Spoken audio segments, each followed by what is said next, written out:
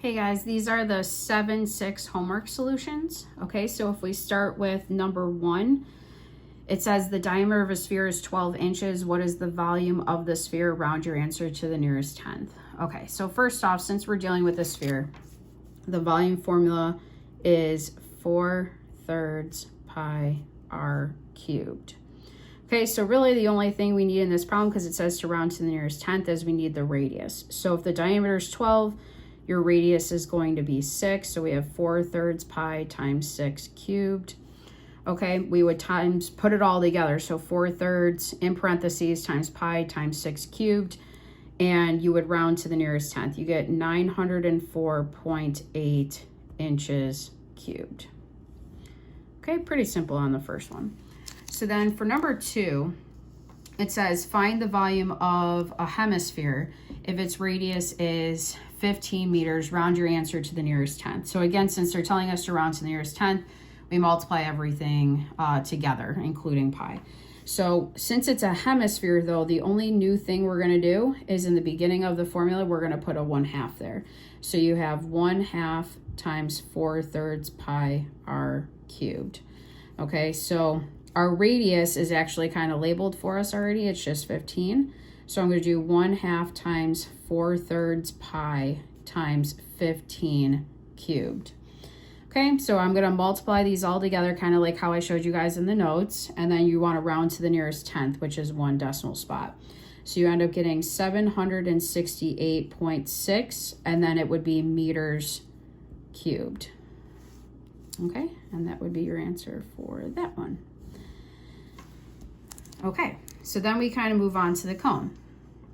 So for the cone, it says, find the volume of the cone, leave your answer in terms of pi. Okay, so first off, the volume formula for a cone is 1/3 pi r squared h. Okay, so it's 1/3 of the cylinder. So the radius, if the diameter they're giving you is 8, I don't know if you guys can see that, the radius then would have to be half of it. It's 4, okay? So that's what you're going to put in for r. Your height is the height out here. Now they're putting it on the outside, but it's still denoting how high the cone is from the vertex to the center of the circle is 12, okay? So you're going to put 1/3 times pi times 4 squared times 12.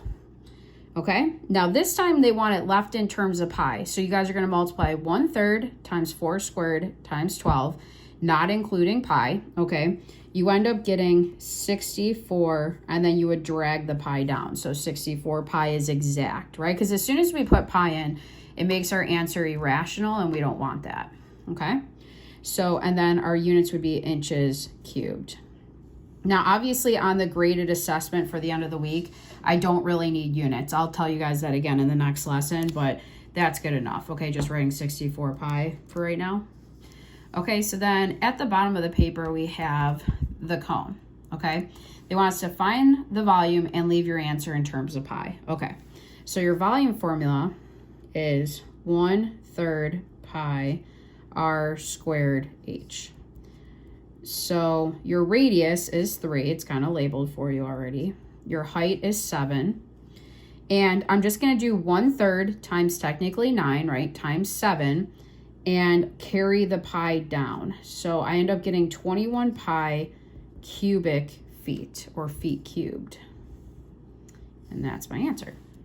Okay, so then at the bottom it says, what is the slant height? So they're actually asking you guys to find, they usually denote slant height with a cursive L. They want this height right here, okay, slant height. So again, whenever they want it or they give it to you, it just means Pythagorean theorem. So if you guys start setting this up, you're going to do, this would be, I don't know if you guys can see this. This would be like the A. This would be the B. This would be the C. The C is always opposite the right angle. So when we write it out, we're going to have 3 squared plus 7 squared equals x squared. Now, you can type this all, you don't have to write 9 plus 49. You could just type this all in one line in your calculator. You end up getting 58 is x squared. And then all you have to do then is square root both sides and round. So the square root of 58 is going to give you a 7.6 to the nearest tenth. Now, technically, I kind of changed it to an x. I know up here I wrote L, so if it makes you feel better, Here, I'll just go like this. Call it an X. Okay, you could call it whatever you want. I, in this picture, just kind of called it an X. Okay, so then turn the page. Okay, so then we have all the pyramid stuff. So starting with number 5, it just asks us to find the volume. So if you guys remember, the volume formula for a pyramid is 1/3 big B times H. So the first thing you guys have to do is find your big B. Big B is the area of the base. So this is the base right there, okay? I need the area of that. So since it's a rectangle, well, actually, I'm sorry, it's a square, it's 8 by 8. So it's gonna be length times width, or 8 times 8, which gives you 64. Okay, a lot of you probably could have did that in your head. So the volume formula is 1/3 big B times H. So in our case, it's 1/3 of our base area was 64 times the height of the pyramid. This is the height of the pyramid from the center of the square all the way to the vertex. And that would be times 9. So again, multiply those 3 terms out, you end up getting 192 centimeters cubed. And that would be your answer. Okay, we didn't have to round anything. Usually the pyramids come out kind of nice. Okay, so then if you want the slant height, so here's the slant height. It's kind of hard to draw on a pyramid, but it's actually like runs along the face. Okay, so they're actually asking for that height. So we're gonna look at this length down here. So if they want the slant height, if this whole length of the square is 8, this is gonna be from the center of the square to the end, or a 4. So the actual height is 9 already there, so you guys can see it better. So I'm gonna do 9 squared plus 4 squared is my slant height squared. So I'll call slant height X. So you end up having 9 squared plus 4 squared is X squared. So again, you guys can type this all in one line. You get 97 when you do that. And then to get X alone, you square root both sides. So you end up getting 9.8 is approximately X. And that would be this height right here, which makes sense because it should be bigger than 9. Okay, so then the last couple questions, let's see, I'm gonna scroll down here. Now this is still a pyramid. A lot of people think that this one would be a triangular base prism, but a prism, you guys have to remember, has 2 bases that are congruent and parallel. This has one base. This is the base. I'll try to shade it in. Okay, it has one base and it's this triangle, okay? So that means that your formula for big B is now going to be a half base times height. So it's no longer going to be length times width anymore because it's not a square or a rectangle. So I would have 1/2. My base of this thing would be a 19. My height would be 13. So if you do 1/2 times 19 times 13, you end up getting 123.5. Okay, so then your volume formula is still 1/3 big B times H, but now you're gonna put your big B in as 123.5. Your height is this 22 right here, so times 22. The height of the pyramid is from the vertex to the center of the pyramid.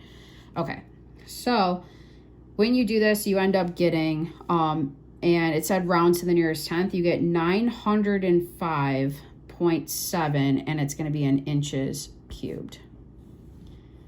Okay, and then the last one here is number 7.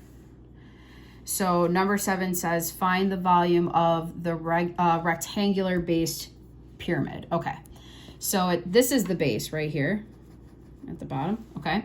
I need to find the area of that first and then do 1/3 big B times H. Okay, so starting with the big B, it's a rectangle, okay? It's 10 by, this kind of cut off a little bit, 10 by 4. So it's length times width, or 4 times 10, which is just 40, okay? When you're doing your volume, it's 1/3 big B times H, or 1/3 of that base area of 40 times the height from the vertex down to the bottom times 6. So when you multiply that together, you get 80 centimeters cubed. Okay. So that's it for finding all the volumes of individual shapes. So the next packet is going to be a mixed review of all of them. So I'll get to that video next. Thank you.